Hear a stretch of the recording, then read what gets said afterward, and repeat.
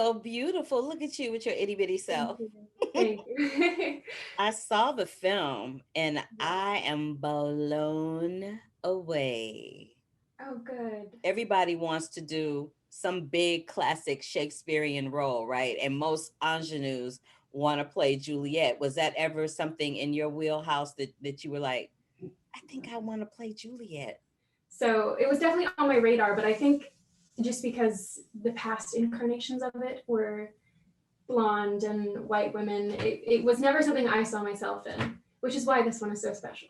I'm glad you brought that up because I love the fact that this is a multicultural cast. The Baz Luhrmann one was a semi multicultural, but not as much as this one is. I'm glad that you brought up the 25-year gap because that's a whole generation that's gone by. And I think it's really interesting that, the first one we had the same type of white blonde situation. And then the second one is still the same kind of white blonde situation. Now, just in one generation, we've got this radical shift of people of color. And I think that's such a great response to the Black Lives Matter movement that was hitting its height over the summer, and just being able to play into that and bring this new generation's voice into the world is such an honor and a privilege. And yeah, it was a really fun movie to make. The whole TikTok aspect and the Yeah. texting and FaceTime, and yeah, it was Yeah. really fun. So you were talking about the new generation aspect of it. That is a huge part of this film.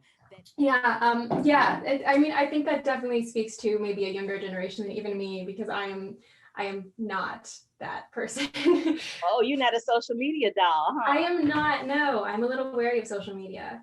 But 17-year-olds and 16-year-olds, their emotions are just so tumultuous and everything's so heightened, and they're fueled by their hormones, and of course they're gonna do something like wanting to kill themselves over someone that they just fell in love with. That's Well, typical. there's that. And I know that you're from Woodstock, yes, and you're I you're a am. biracial beauty from Woodstock. Thank you. How Yes. has being a biracial beauty in Woodstock colored your COVID experience? Because it's not like you're in New York City or in LA, one of the bigger cities where, the virus has run rampant.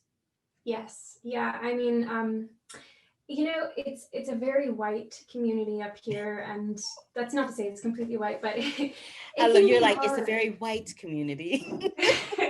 It can be hard sometimes. I felt really isolated growing up, and it made it really hard for me to see any type of beauty in myself. And it's interesting. When I saw the film for the first time, my first reaction was like, oh God, I hate the way that I look, and I hate my nose, and I hate my hair. And then I kind of realized that that was a lot of just social conditioning, and just part of growing up in this space. And also why the film is so beautiful, because we have this new fresh look at everyone else that's out there. And it's not just white people. Not that we shouldn't also have white people there, but to finally give the mic to someone else for a little bit.